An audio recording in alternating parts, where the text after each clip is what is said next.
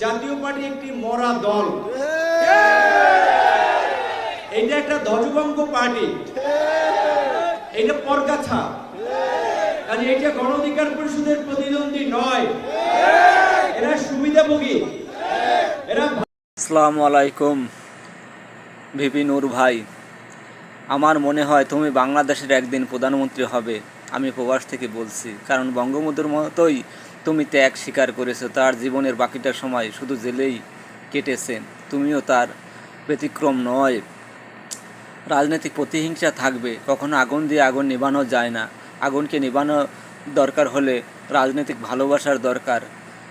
GM কাদের আমলিগ যে অপরাধ করেছে, সে অপরাধে তুমি আগুনে ঘি ঢেলো না, তবে তোমার রাজনীতি পচে যাবে। জনগণের আদালতে ছেড়ে দাও, জনগণ যদি তোমাকে ভোট দেয় তুমি অবশ্যই সফল রাজনীতিবিদ হবে।